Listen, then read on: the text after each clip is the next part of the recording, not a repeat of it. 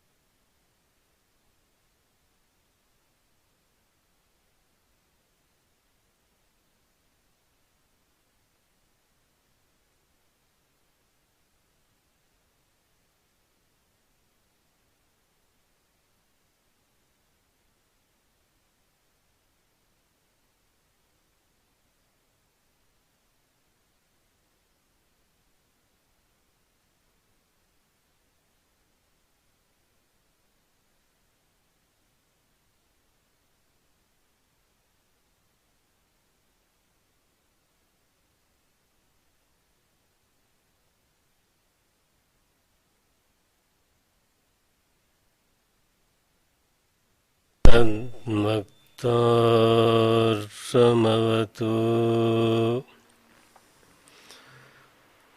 अवतु माम्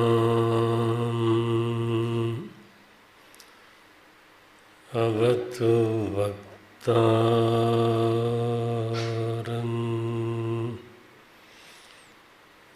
अवतु वक्तारम्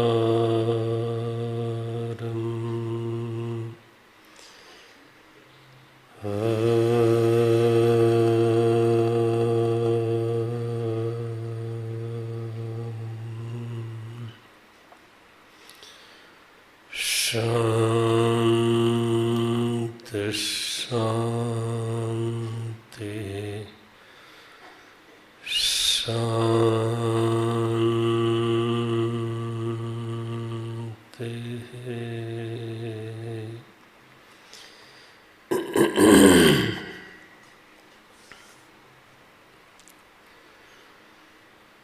श्री राम जय राम जय जय राम।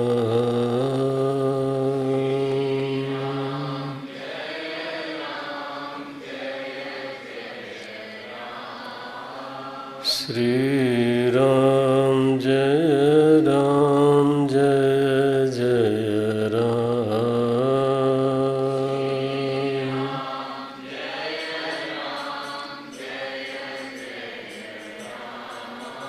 श्री राम जय राम जय जय राम।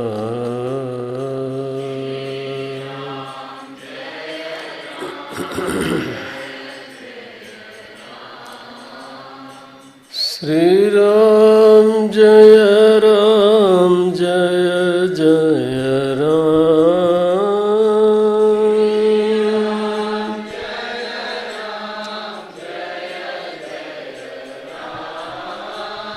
श्री राम जय राम जय जय राम।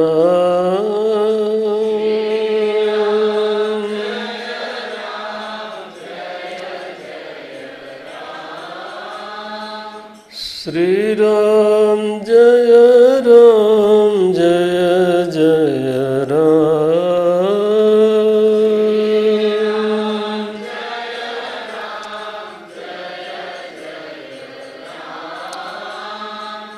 श्री राम जय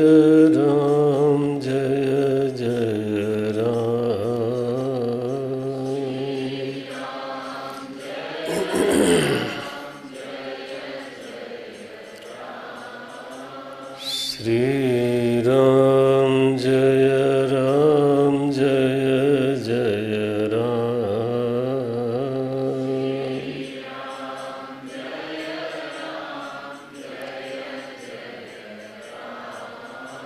श्री राम जय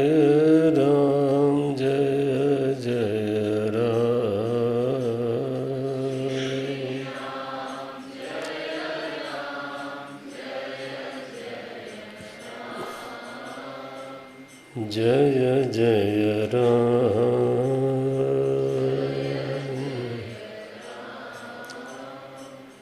जय सिया राम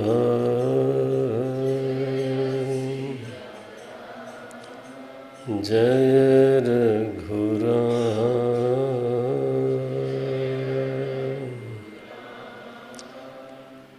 जय श्री राम।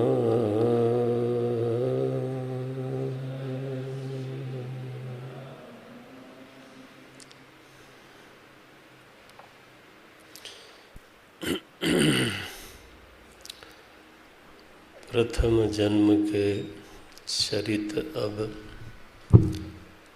कहूँ सुनहु विहगेश। तो काकभूषुंडी जी ने अपनी आत्मकथा जब आरंभ करी तो ऐसा उल्लेख किया कि अब मैं पहले जन्म की कथा आरंभ करता हूँ। पहला जन्म क्यों कहा? जन्म तो अनादि परंपरा से चले आ रहे हैं। जन्म में प्रथमत्व होता ही नहीं है।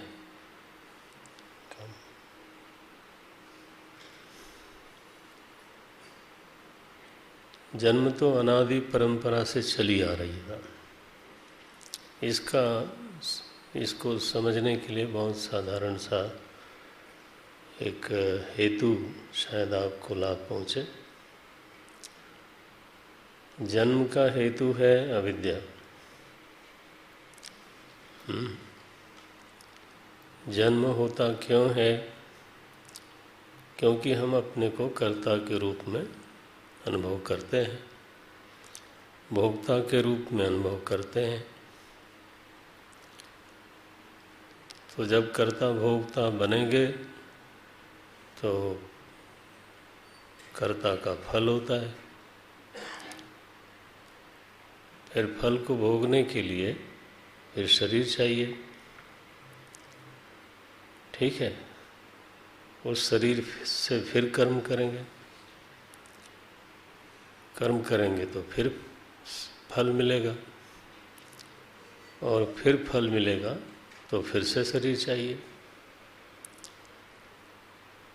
तो यह जो चक्र है ये निरंतर है। इसलिए भाष्यकार ने ये बात कही थी पुनरपि, इसीलिए कहा था पुनरपि जननम पुनरपि मरणम।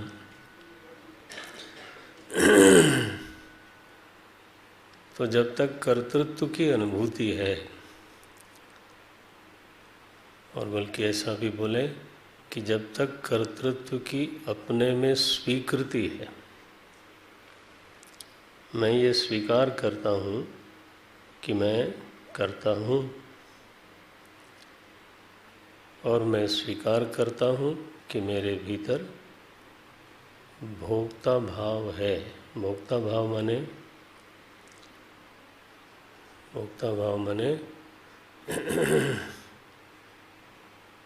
सुखी होने की इच्छा। बस समझते जाएंगे तो ज़्यादा अच्छा होगा। मैं सुख स्वरूप हूँ। आज के दिन ये अनुभव नहीं है।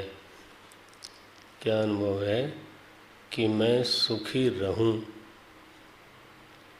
या सुखी हो जाऊं, सुखी हो जाऊं या सुखी बना रहूं। ये जो हमारे भीतर एक संगीत चलता रहता है, ठीक है, इसको बोलते हैं वेदांत में भोक्तृत्व, क्या बोलेंगे? भोक्तृत्व, भोक्ता भाव, जिसको वेदांत में ज्ञानी कहा गया है, उसके भीतर यह इच्छा नहीं होती कि मैं सुखी रहूं या सुखी हो जाऊं। उसका अनुभव है कि मुखस्वरूप मैं सुखस्वरूप हूँ। सुखमस्याश्रयः, तो सुख का ही आश्रय का नाम है मैं। देखो, ज्ञानी की अनुभूति है यस्मिन् नित्य सुखाम बुधौ, नहीं, यस्मिन् नित्य सुखाम बुधौ गलितधीः ब्रह्मैव न ब्रह्मवित्। इसलिए ज्ञानी एक बहुत अलग विलक्षण वस्तु है। तो अगर कोई ज्ञानी नहीं है तो उसके आगे फिर एक ही बात बचती है, उसका नाम है अज्ञानी। और अज्ञानी का अर्थ है मूल में ये भावना निकलती नहीं है कि मैं सुखी बना रहूं, और फिर इस समय मैं सुखी हूँ। इस समय मैं सुखी हूँ का क्या मतलब है? थोड़ा अपनी भाषा बोल सकते हो तुम लोग तो बोलो।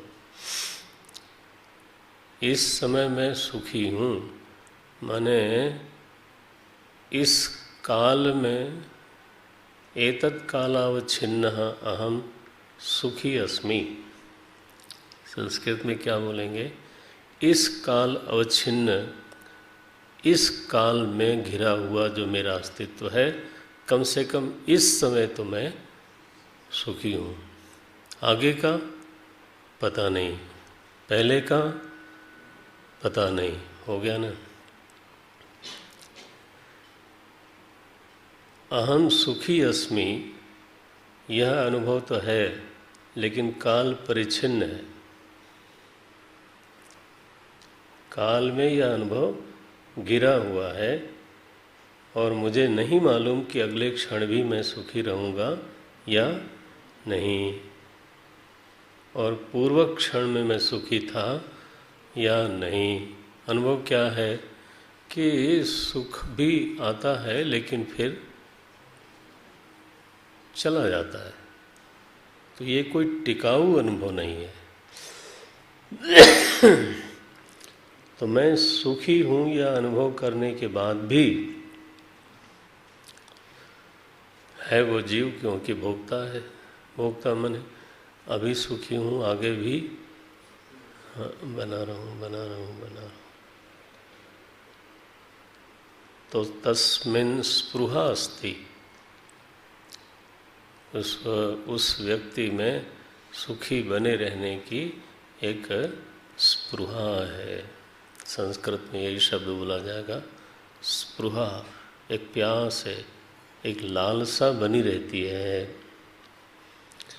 तो भोक्तृत्व अगर है, कर्तृत्व भी है, तो भोक्तृत्व कर्तृत्व की जो संतान है उसका नाम है फल। और फल बिना शरीर के भोगा नहीं जा सकता। हम लोगों के पास जो इस समय शरीर है वो इसीलिए है। वेदांत में शरीर का क्या नाम है? भोगायतन। शाबाश।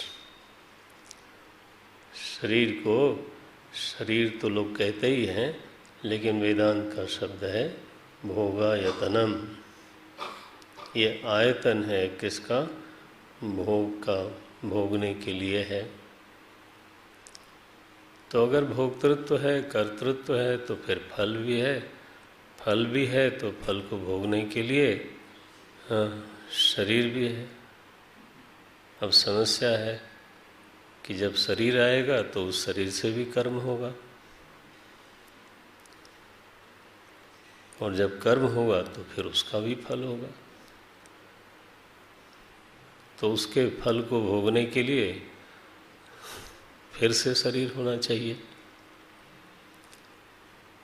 और ये क्रम कहाँ जाके टूटेगा? ये तो कुछ टूटता हुआ दिखाई नहीं देता। तो बोले महाराज ये भोक्तृत्व कर्तृत्व शुरू ही क्यों हुआ?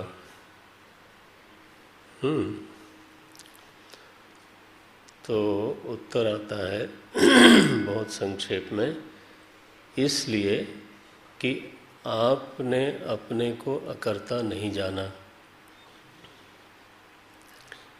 हमने अपने को अभोक्ता रूप में अनुभव नहीं किया। तो नहीं जानने का नाम क्या होता है? अविद्या।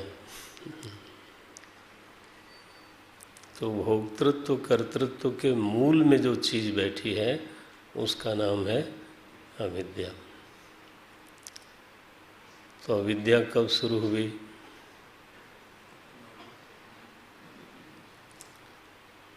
प्रश्न तो जायज़ है। अविद्या कब शुरू हुई? कोई भी अविद्या कभी शुरू नहीं होती। न तस्य प्रागभाव विद्यते। अज्ञान का कभी प्रागभाव नहीं होता। आपको अगर फ्रेंच भाषा नहीं आती तो कब से नहीं आती? क्या बोलेंगे? 10 साल पहले से नहीं आती। जब मैं 5 साल का था तब से नहीं आती। तो फिर ये पूछना पड़ेगा कि पहले आती थी? तो संक्षेप की बात है, कोई भी अविद्या कभी शुरू नहीं होती। अगर यह बात कहीं ठीक से पकड़ में आ जाए, अविद्या का अंत होता है लेकिन अविद्या का आरंभ नहीं होता।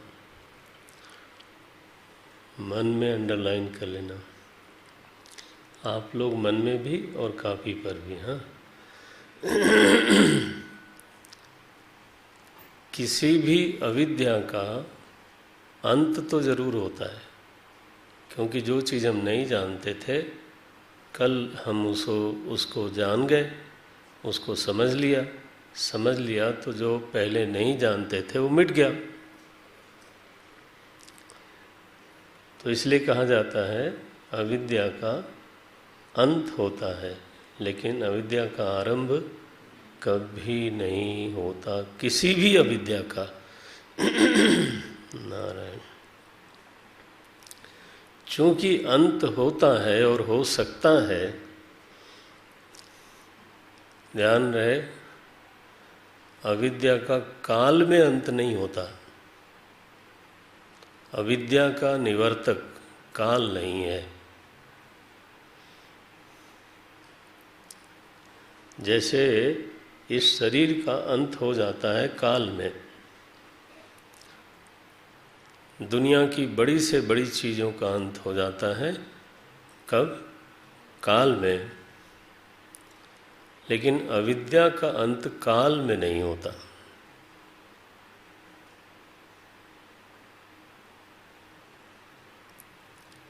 अविद्या निवर्तकत्व न काले अस्ति।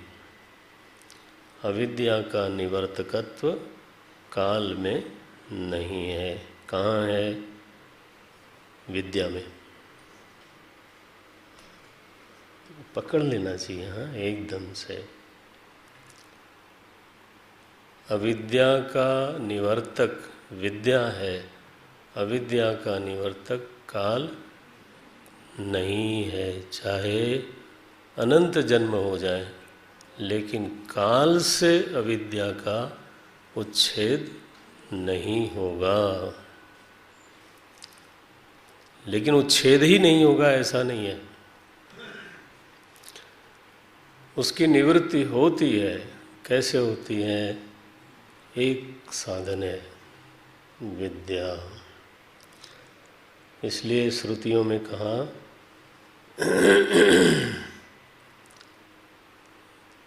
नहीं ज्ञानात् ऋते मुक्ति ही। ठीक है, ज्ञान के बिना मुक्ति नहीं होती। ऋते ज्ञानात् न मुक्ति ही।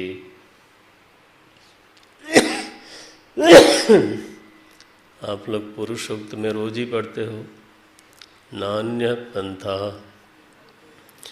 विद्यते अयनाय, अन्य पंथा न विद्यते।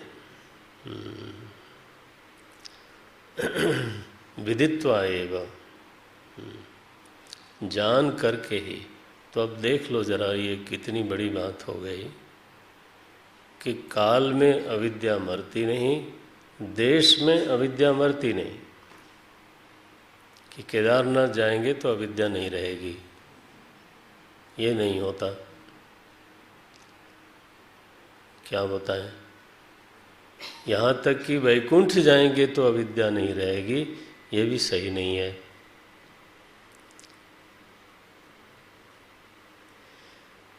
वैकुंठ में गए थे, जय विजय गए थे। बुद्धि एकदम तेजस्वी बनाओ आप लोग, बिल्कुल सुस्त कभी नहीं होना, एक क्षण के लिए नहीं।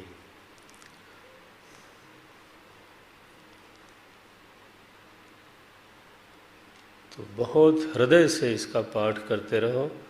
सहनावतु तो बोलते ही हो, तेजस्विनावधीतमस्तु। मैं आधा बोलूं तो आपको पूरा समझ में आ जाए, बोलने की तैयारी हो।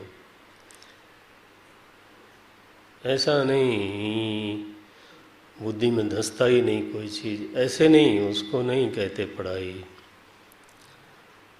ये नहीं है, ऐसे नहीं, ऐसे तो बाहर ही बैठो तो अच्छा। हमारे साथ तो वो भी अच्छा है, हमारी तो समस्या भी है ये। पढ़ना है तो फिर पढ़ना है, अध्ययन करना है, गहराई से करना है। नारायण। तो अविद्या देश में भी नहीं मरती। आखिर तो वैकुंठ में गए थे जय विजय, गए नहीं थे, वहाँ पार्षद थे। किसके? भगवान नारायण के, और सन्निकट पार्षद थे। माने उनको इतना ज़्यादा अधिकार भगवान ने दे दिया था और उसका उन्होंने अभिमान भी ले लिया। भागवत जी में आया है कि एक बार लक्ष्मी जी चलन जरा इधर उधर भ्रमण के लिए चली गई, वापस आई तो जय विजय ने उनको रोक दिया। माने गृह लक्ष्मी को रोक दिया। और क्या बोलते हैं, हमारे स्वामी अभी सो रहे हैं तो आप डिस्टर्ब नहीं करना। अब आप सोच लो जरा कि आपको अपने ही घर में कोई आपका चौकीदार रोक दे तो बहुत क्रुद्ध तो बहुत हुई, और फिर गई अंदर तो वो क्रोध कहाँ उतरेगा, वो तो आप लोग समझते ही हो। अब ये तो नहीं है कि कहीं नहीं उतरेगा, ऐसा नहीं है, वो सभी लोग समझते हैं, उसकी व्याख्या की कोई ज़रूरत नहीं है। और कई बार वो फिर परंपरा का रूप ले लेता है। उधर से क्रोध आया, फिर इसके बाद इधर आया, तो थोड़ी देर बाद इधर से फिर उधर गया, फिर उधर से फिर, तो एवं परंपरा प्राप्त। तो भगवान की कृपा से ऐसी परंपरा न होए तो अच्छा है। लेकिन लक्ष्मी जी ने खूब डांट लगाई, क्या नौकरों को बिगाड़ रखा है, हमको रोक दिया।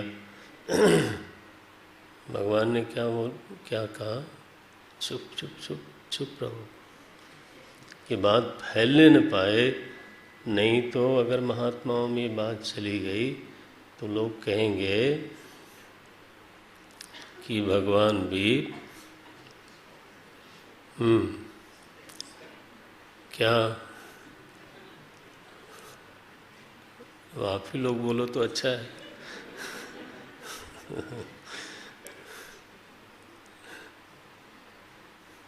यानी ये बड़ा एक विचित्र विडंबना है कि केवल कोई और न सुन ले, बस इतनी ही इच्छा है। वैसे तो ये मानते हैं कि हाँ हैं,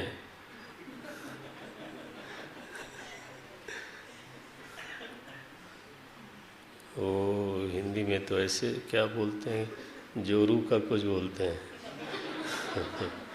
तो भगवान भी जोरू, तो वो मानने में कोई हर्ज नहीं है, अनुभव भी वैसा ही है। क्यों भाई, है कि नहीं? 2 घंटे 2.5 घंटे बाहर रह सकते हो, हिम्मत नहीं है कि खटखटाया भी जाए।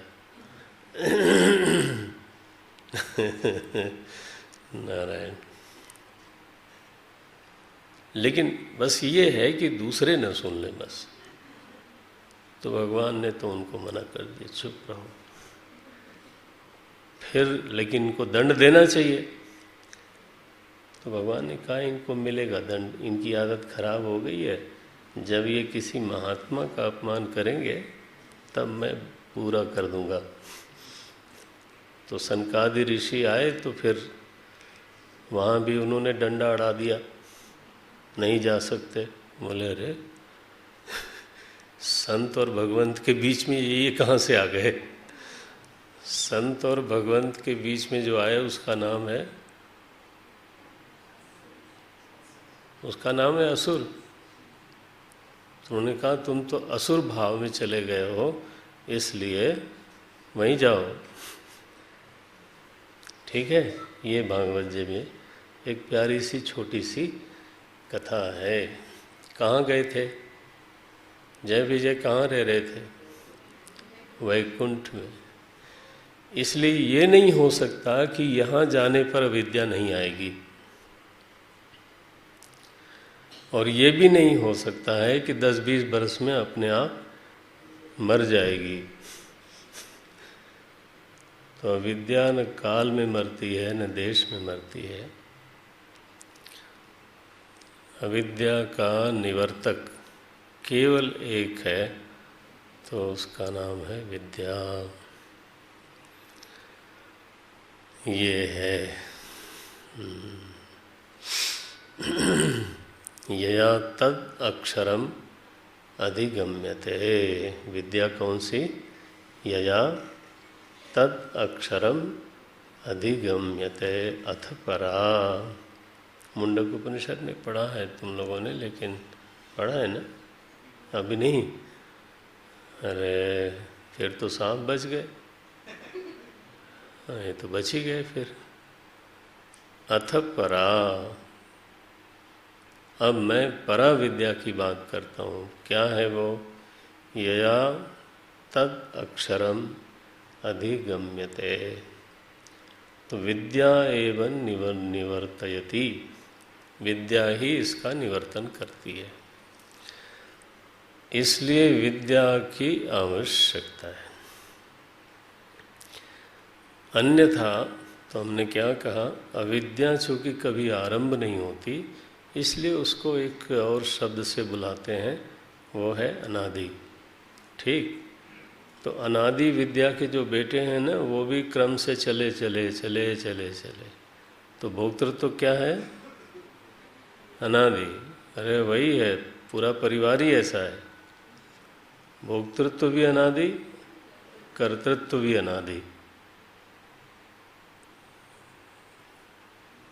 अनादि। ये नहीं कहना कि पिछले जन्म में करता नहीं था मैं। करता नहीं थे तो फिर कर्म कैसे हुआ? कर्म कैसे हुआ तो फल कैसे मिला? फल नहीं मिला तो ये शरीर कैसे आया? इसको बिल्कुल घोंट डालना चाहिए, पक्का करना चाहिए। हाँ, तो अविद्या और अविद्या का परिवार ये पूरा का पूरा ही अनादि अनंत परंपरा से चला आ रहा है। इसका उच्छेद हो जाना चाहिए। इस उच्छेद का जिस दिन आरंभ हुआ, काकभूषण जी ने उस दिन के लिए कहा प्रथम जन्म। अब आया पकड़ में, ये प्रथम जन्म गहरा हो गया कि नहीं? प्रथम जन्म के चरित अब कहूँ सुनहु बिहगेश, जाते सोनी प्रभु रति, सोनी प्रभु पद रति उपजई, जाते मिटई कलेश। तो इस प्रथम जन्म में काकभूषुंडी जी की पूंजी क्या थी? केवल ये थी शिव सेवक में मन क्रम बानी, और बाकी सारे के सारे दोष थे उनके जीवन में। आन देव निंदक, अभिमानी, धन मद मत्त, परम वाचाला, उग्र बुद्धि, उर्दंभ विशाला। माने दोष ही दोष हैं। लेकिन जो भगवान की थोड़ी सेवा उनके जीवन में बनने लग गई, और वो बनी खंड खंड नहीं। देखो आप, जब वो विदेश गए, माने उज्जैन गए, तो तहपुनी करऊं शंभु सेवकाई, ये चीज़ हमको समझनी है। जो भी थोड़ा बहुत साधन मेरे जीवन में आया है, ये आवश्यक है कि उसमें सातत्य बना रहे।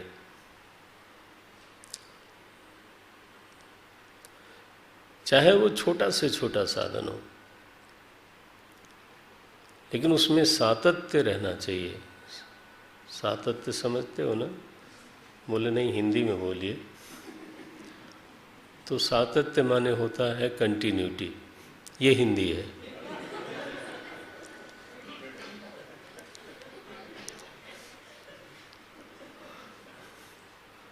तो सततस्य भाव इति सातत्य। कोई गया था, तो पोस्ट ऑफिस गया, तो उसने सोचा कि मैं हिंदी क्षेत्र में हूँ, तो वो पूछा पोस्टमैन से कि पत्रालय कहाँ है। तो उसको समझ में नहीं आया पत्रालय कहाँ है। तो जब 2-3 बार पूछा कि पता तो यही दिया गया था, तो फिर अपने आप मुँह भीतर भीतर ही बोल रहा था, यहीं तो बताया था कि पोस्ट ऑफिस यहीं होता है। तब पोस्टमैन ने कहा, तो फिर हिंदी में बोलो ना। आप पता नहीं क्या बोल रहे हो, पत्रालय।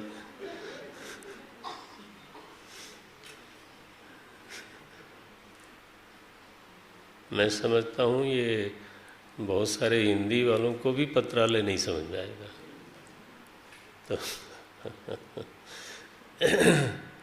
तो ऐसी कोई दुर्दशा न हो देश की कि अपनी भाषा न रहे तो परभाषा हो जाए।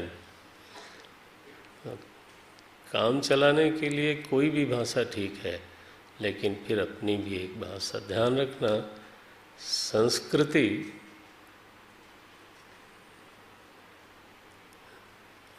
विषय बदल जाएगा, लेकिन एक वाक्य तो बोल ही दूँ। संस्कृति का जो उद्गम है और सातत्य है, वो कभी भी दूसरी भाषा में नहीं होता। संस्कृति केवल बोलने का नाम नहीं है। बोल चाल, रहन सहन, रीति रिवाज, बड़ों के साथ कैसा व्यवहार, छोटे के साथ कैसा व्यवहार, है ना। यानी दुनिया भर की सब चीज़ें मिला करके एक शब्द बनाया गया है संस्कृति, और वो घुट्टी में पिलाई जाती है। इसलिए उसका उच्छेद नहीं होना चाहिए। आपको चाहे भाषा 20 आती हो तो क्या फर्क पड़ता है, लेकिन अपनी तो मालूम होनी चाहिए ना। नहीं तो हमारे यहाँ बड़ों को उठ करके प्रणाम किया जाता है, ये बात भूल जाएगी। एक दिन ऐसा हो सकता है कि ऐसी बात आवे कि बड़ा अगर कोई आ भी जाए तो अधिक से अधिक खड़े होकर हाथ मिला लिया जाए। आजकल तो महाराज क्या ज़माना है, बहुत ही मज़ेदार ज़माना है। एक दूसरे को देख करके बच्चे और बूढ़े दोनों हाय हाय करते हैं। आज पता नहीं क्या मूड हो गया। अब उसी में थोड़ा लय इधर उधर करते हैं, हाय। अब लगता है तकलीफ है क्या इनको कुछ।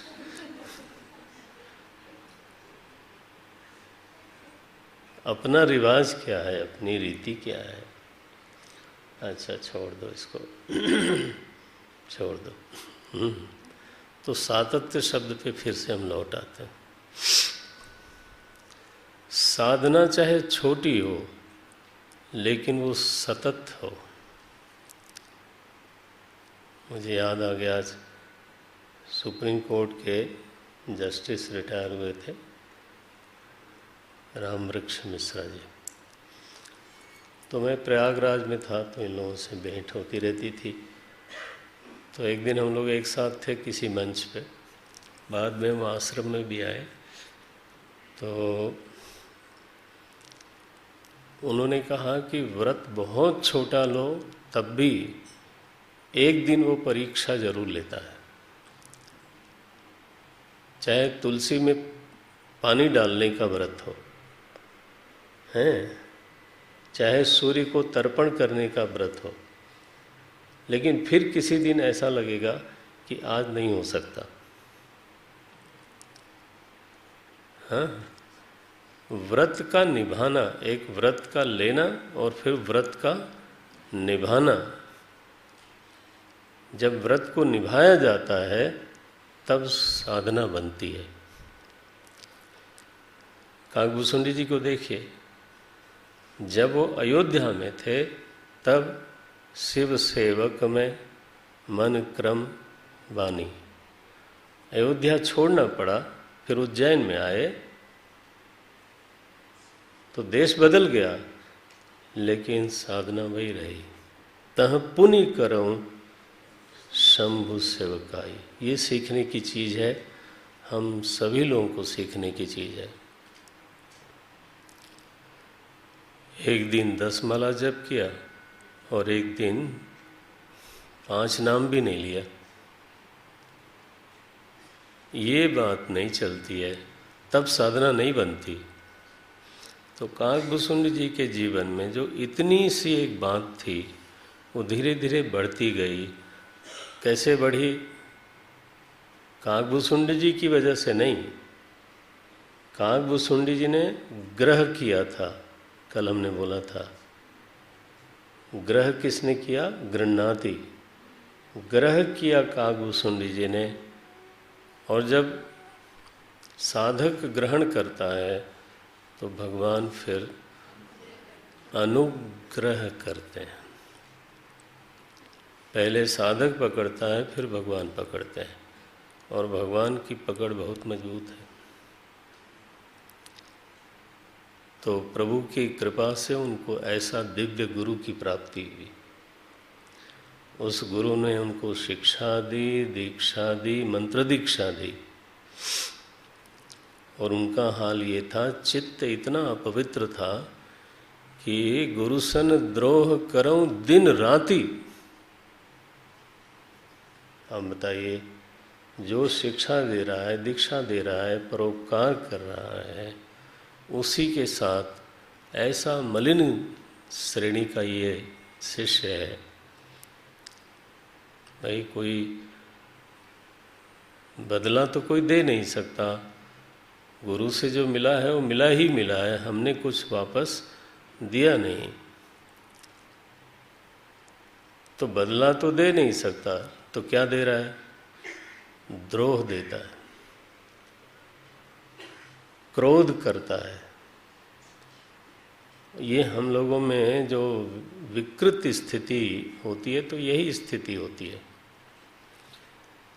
होना क्या चाहिए कि कम से कम जिससे मिला ही मिला है उसके प्रति कृतज्ञ तो होना चाहिए।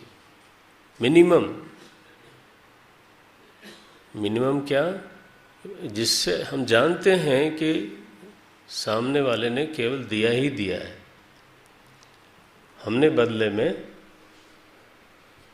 आप लोग अपना स्वयं देख लो, बदले में आपने क्या दिया है। तो क्या दिया है? बोले द्रोह दिया है। गुस्सा आता है उनके ऊपर, और ये और वो। तो ये जो विकृत जन्म जन्म की, एक महात्मा ने ऐसे बोला था मुझे, बच्चा ऐसे बोला, जन्म जन्म की काई, ये जो काई लगी है ना चित्त में, एक जन्म की नहीं लगी है, जन्म जन्म की काई। फिर बोले एक का जन्म में जाई, ये एक ही जन्म में नहीं जाती है, इसमें भी टाइम लगता है। आप देख लो काकभूषुंडी जी का हाल देखो, वो तो शिक्षण देते हैं और हम उनका भीतर से विरोध करते रहते हैं, द्रोह करते हैं।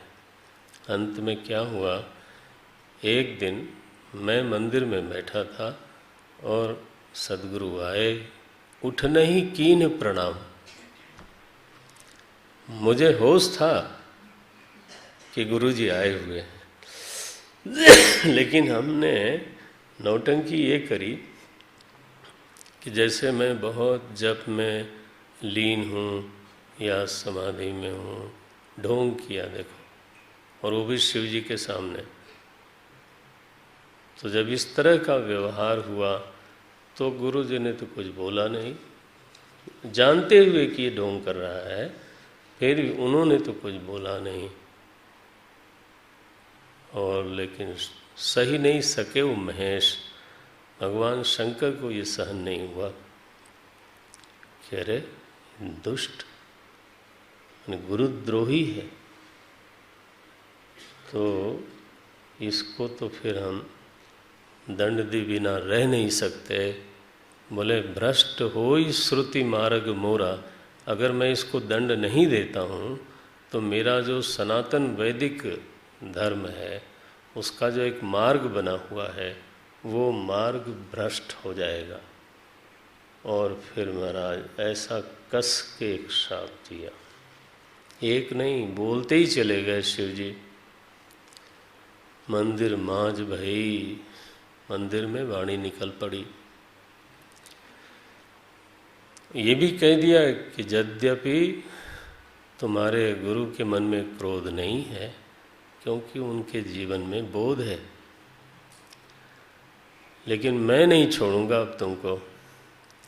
तो जब श्राप दिया तो गुरुदेव की प्रतिक्रिया देखो, उन्हीं का विरोध करता था। तो गुरुदेव एकदम से हाहाकार, ऐसे शब्द आया। अब देखना इस पंक्ति को, हाहाकार कीन गुरु, दारुण सुन शिव शाप, कंपित मोहि बिलो की अति उर उपजा। अब सारी हेकड़ी जो है वो गुम हो गई है, अब तो कांप रहा है वो। करी दंडवत, गुरुदेव ने दंडवत प्रणाम किया उज्जैन में महाकाल भगवान के सामने। मुझे प्रभु ने स्मृति दे दी, जो लोग गए होंगे महाकालेश्वर उन्होंने वो याद कर सकते हैं। करी दंडवत सप्रेम द्विज, शिव सन्मुख कर जोरी, विनय करत। कैसे विनय करत, पंक्ति मिल गई होगी आपको, 107 है ना, 107 दोहे के बाद की पंक्तियाँ। विनय करत गद गद स्वर, समुझी घोर गति मोरी। तो गुरुदेव को तो मालूम था कि अब इसको 10,000 जन्म पीड़ा में बिताना पड़ेगा। तो प्रार्थना है ये, इसको बोलते हैं रुद्राष्टक। रुद्राष्टक, इसी प्रार्थना के से भगवान शंकर पिघल गए और उन्होंने फिर क्षमा कर दिया। देखो आओ पढ़ते हैं। नमामीशमीशान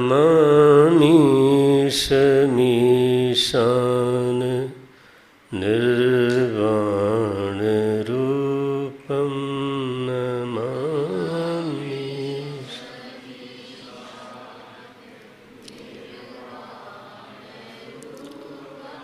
नमामीशमीशान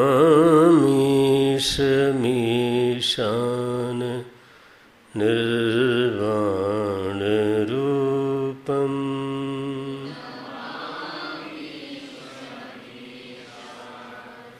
निर्वाण विभुं व्यापकं ब्रह्मवेदस्वरूपं व्यापकं ब्रह्मवेद निजं निर्गुणं निर्विकल्पं निरीहं निजं निर्गुणं निर्विकल्पं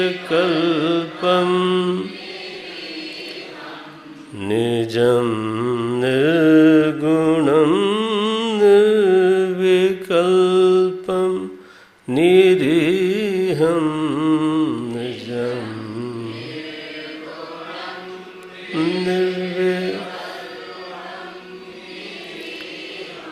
चिदाकाशमाकाशवासं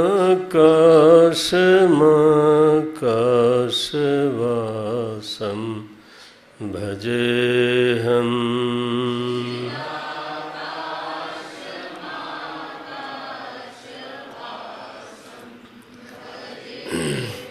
श्रावण चल रहा है।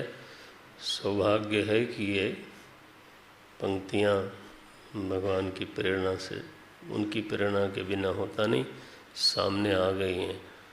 इसलिए जितना भाव संपत्ति आपके पास है उस पूरे भाव से तो भगवान की प्रार्थना है, ये उसको करिए। निराकार मोंकार मूलं तुरीयम्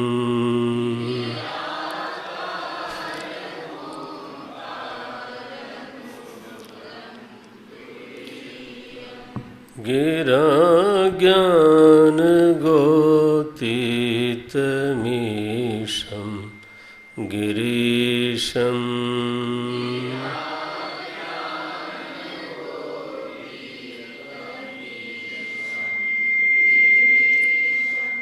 करालं महाकाल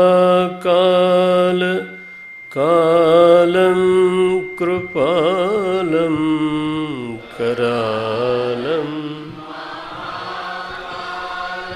कालं गुणागार संसार पारं नतोऽहम्।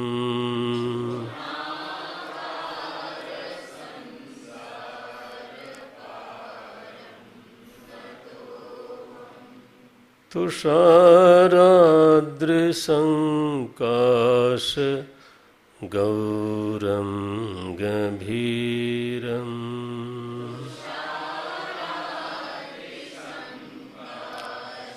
गौरं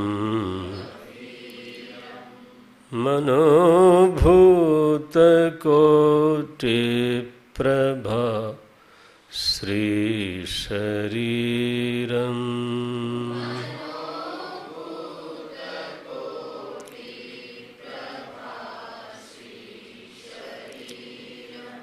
स्फुरन्मौलि कल्लोलिनी चारुगङ्गा स्फुरन् कल्लोलिनी चारु लसद्भालबालेन्दु कंठे भुजंगा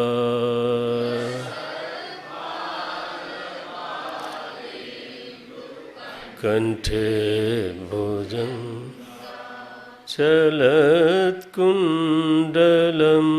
भ्रूसुनेत्रं विशालम्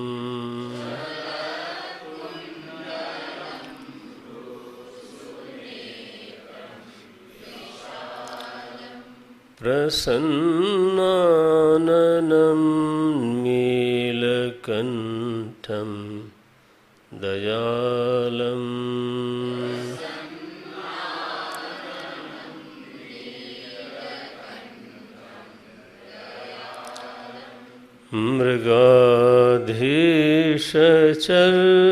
मृगाधीशचर्माम्बरं मुण्डमालं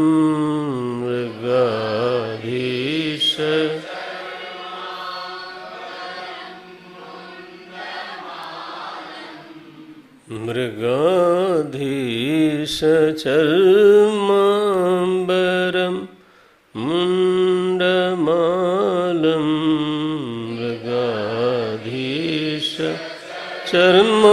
चर्माम्बरं मुण्ड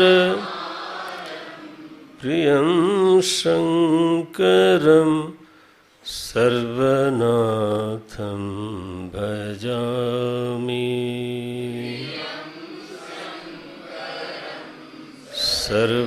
सर्वनाथं प्रचण्डं प्रकृष्टं प्रगल्भं परेशम्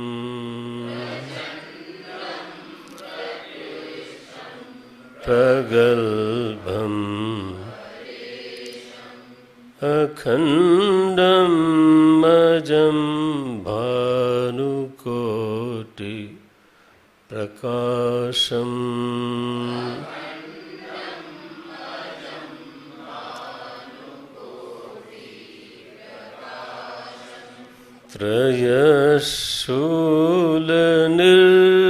त्रयशूलनिर्मूलनं शूलपाणिं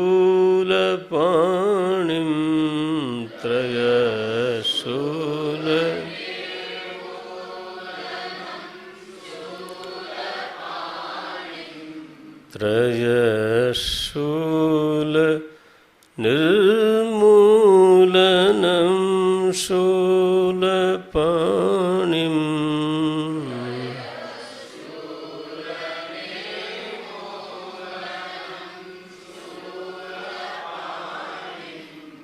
भजेऽहं भवानीपतिं भावगम्यम्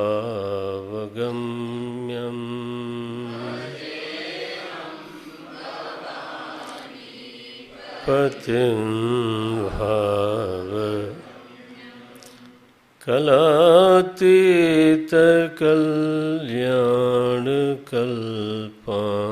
कलातीतकल्याणकल्पान्तकारी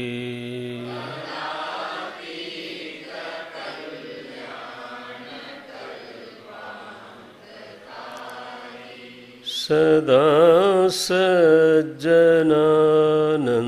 सज्जनानन्ददाता पुरारी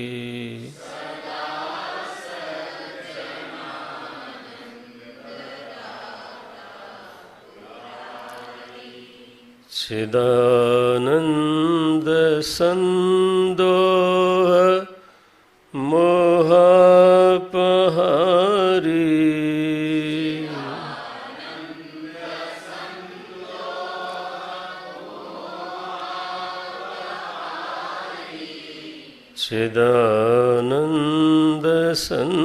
चिदानन्दसन्दोह मोहापहारी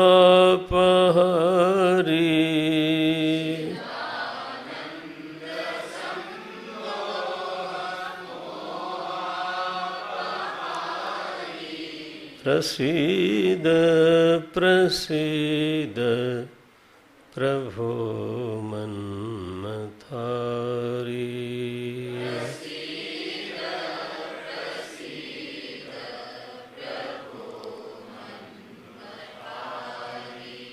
प्रसीद प्रसीद प्रभो मन्मथारी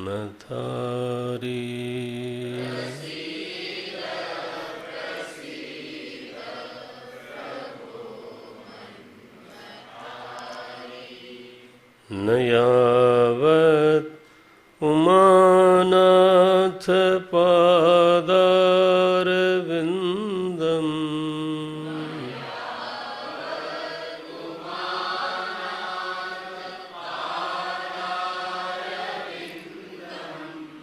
न यावदुमानाथ पादारविन्दम्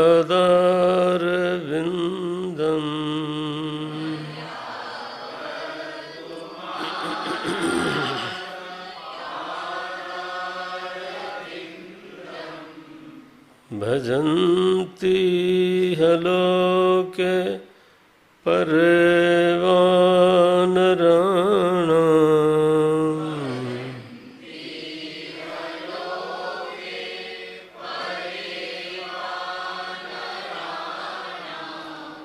न तावत् सुखं शान्ति संतापनाशम्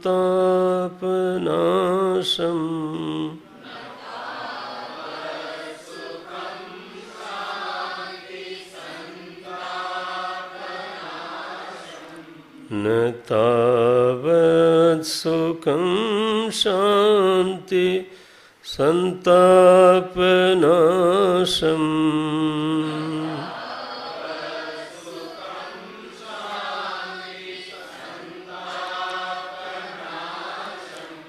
प्रसीद प्रभो सर्वभूताधिवासम्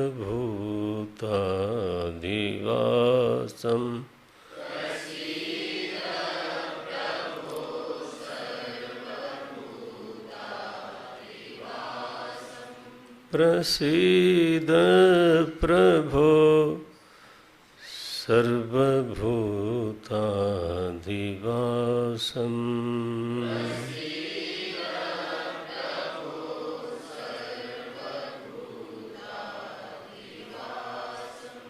न जानामि योगं जपं नैव पूजाम्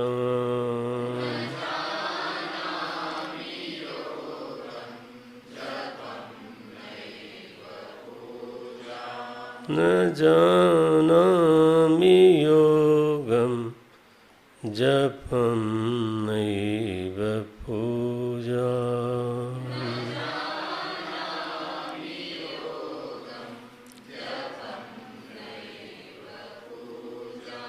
न तोऽहं सदा सर्वदा शम्भुतोऽभ्यम्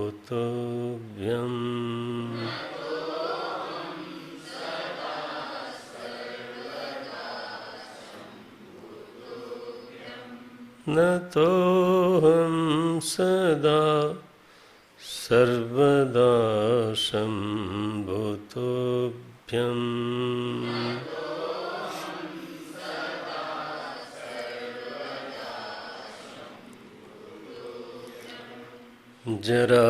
जराजन्म दुःखौघतातप्यमानम्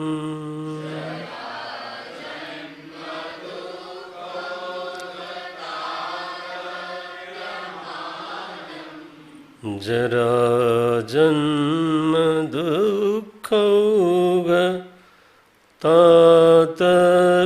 दुःखौघतातप्यमानम्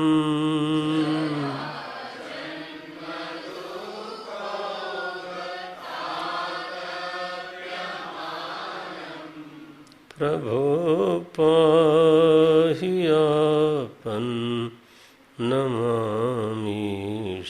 शम्भो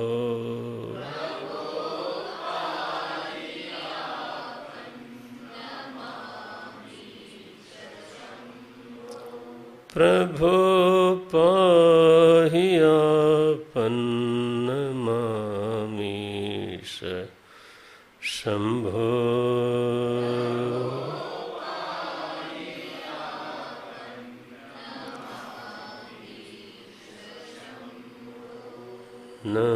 नमामीश शम्भो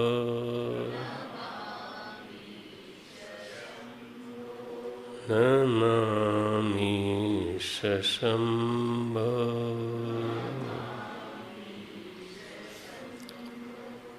रुद्राष्टकमिदं प्रोक्तं विप्रेण हरतोषये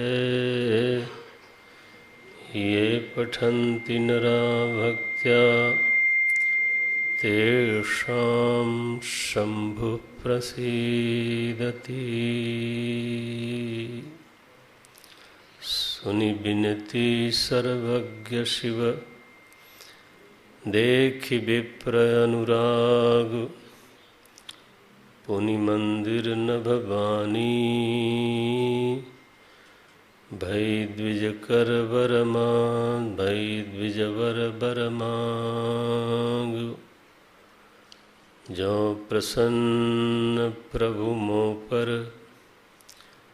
नाथ दीन पर नेहु निज पद भगति देई प्रभु पुनि दूसर बर देहु तव माया बस जीव जड़ संतत फिरई भुलान तेहि पर क्रोध न करिय प्रभु तेहि पर क्रोध तेहि पर क्रोध न करिय प्रभु कृपा सिंधु भगवान कर दीन दयाल एहि पर होहु कृपाल सापय अनुग्रह होई जही नाथ थोरहि काल।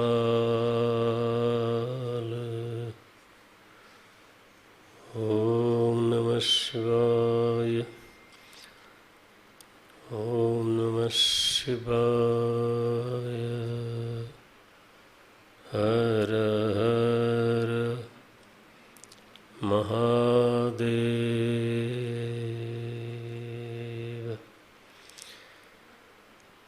तो सद्गुरु ने बचा लिया।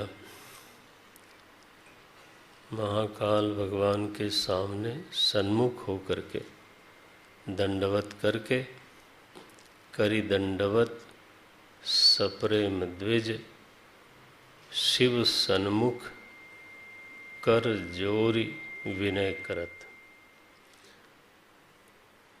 तो सद्गुरु का ये स्वभाव है विनय करत, भगवान के सन्मुख रहते हैं,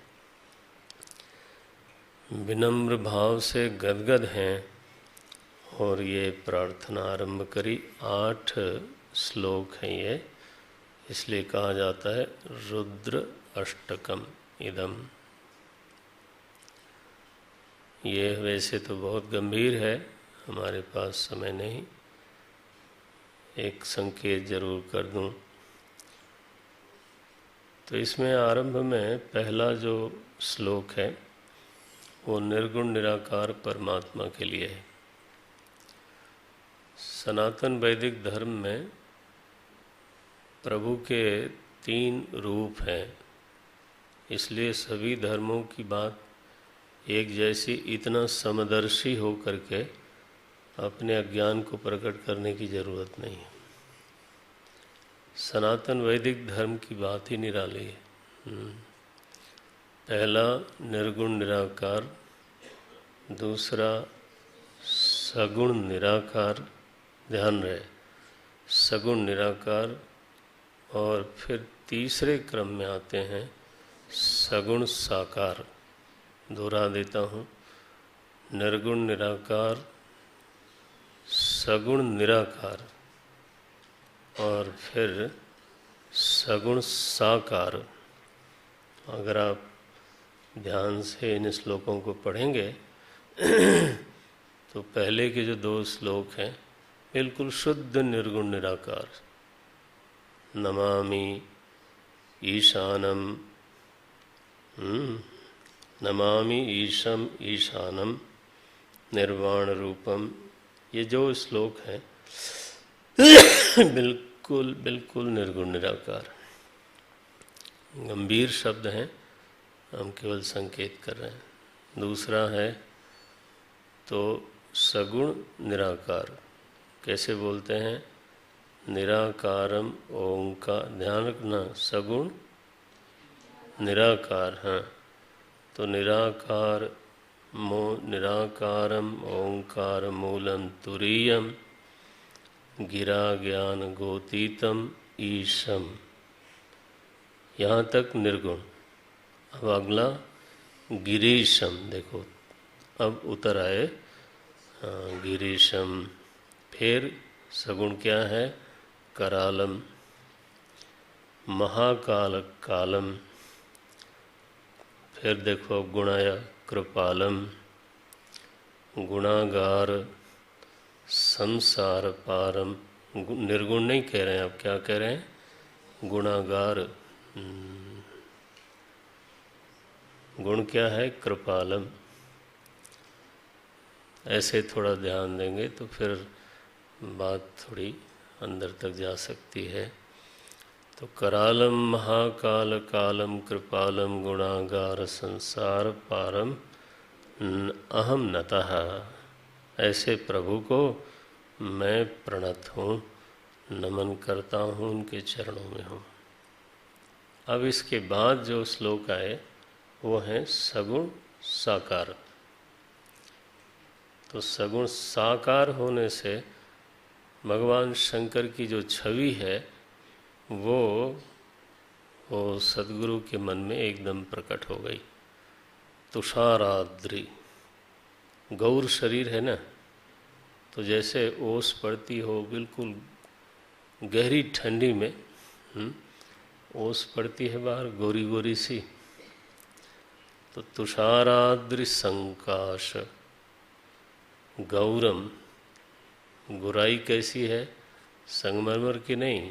हाँ हाँ, तुषाराद्रि संकाश गौरम।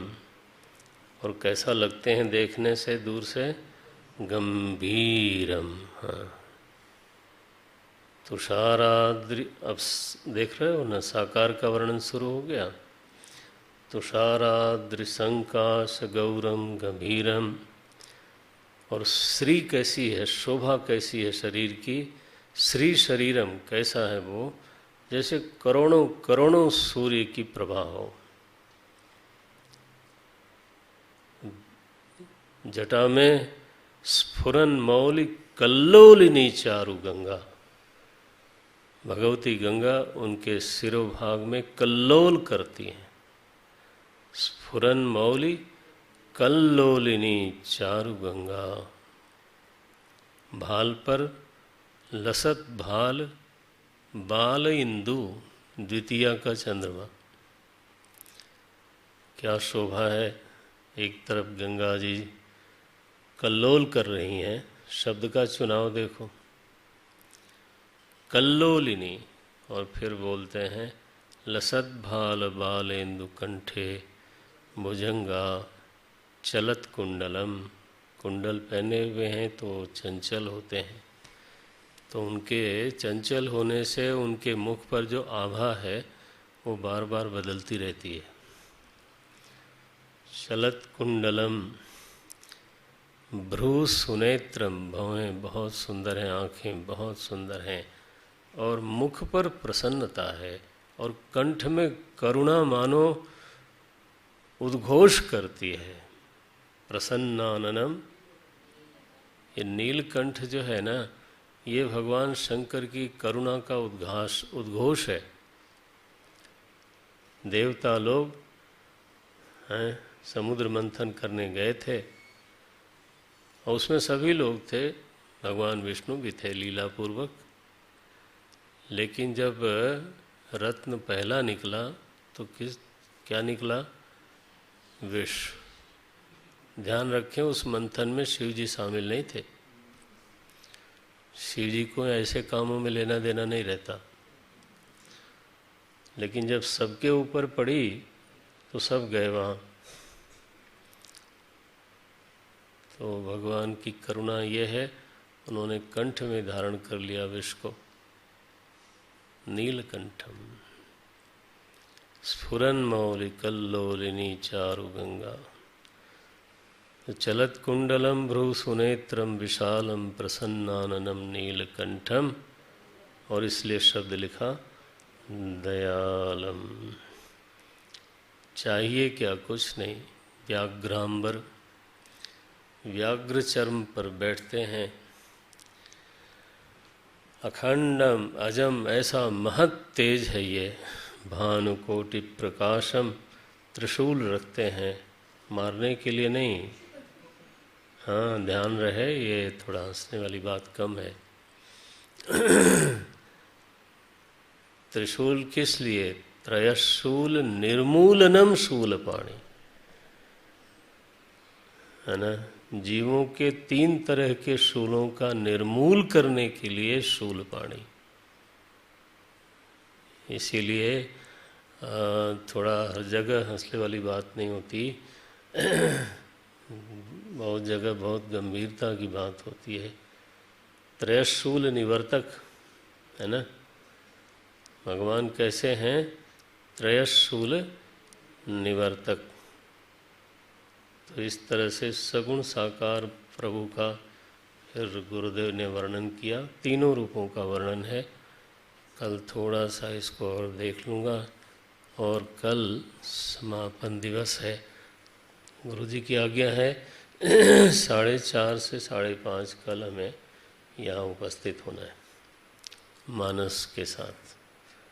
तो और रात्रि काल में तो गुरु दक्षिणा का कार्यक्रम होगा, गुरुजी बैठेंगे। तो ऐसा कुछ प्रभु ने मानक बना दिया कि पहले गुरु की क्या भूमिका होती है, किस तरह से वो शिष्य का अनंत उपकार करता है, वो प्रसंग हम लोगों ने थोड़ा आज देख लिया। शिव जी के, है ना, प्रलयंकारी शिव जी के रुष्ट होने के बावजूद गुरुदेव ने बचा लिया।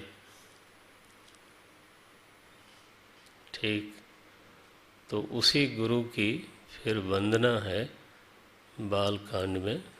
वो कल हम लोग वहाँ पाठ करके फिर समापन करेंगे। बंदों, हाँ, वो तो समापन वहाँ जाके होगा।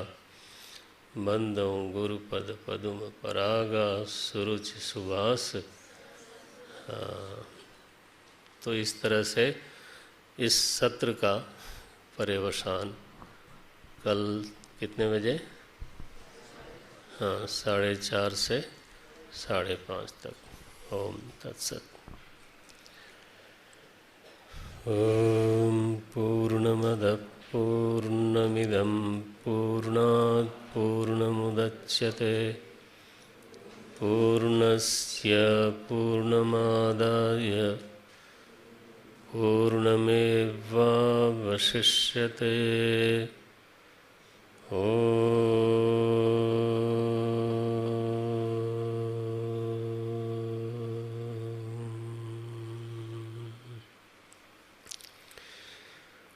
शांति शांति शांति। हरि ओम। श्री गुरुभ्यो नमः। हरि ओम।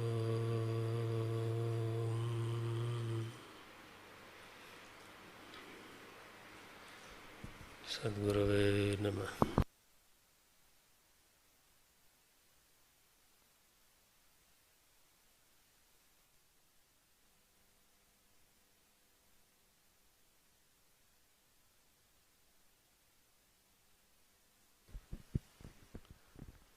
हरिओम। परम पूज्य गुरुजनों के जो प्रवचन हम लोग प्रातः और सायंकालीन सुन रहे हैं, दोनों ही प्रवचनों की CD MP3 उपलब्ध कराने का प्रयास किया गया है। जो लोग भी इच्छुक हों वो अपने नाम जो बाहर